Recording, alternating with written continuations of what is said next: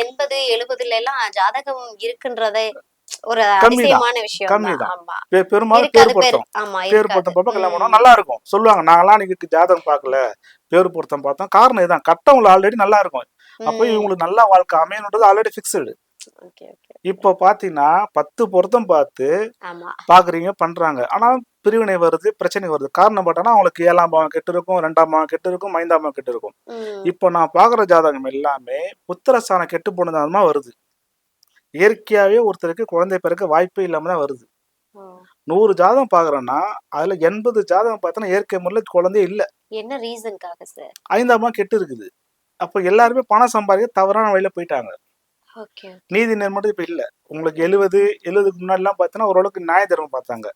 இப்போ பணம் சம்பாதிக்கின்ற குறிக்கோள்ல நிறைய தவறான வழியை ஃபாலோ பண்ண ஆரம்பிச்சிட்டாங்க.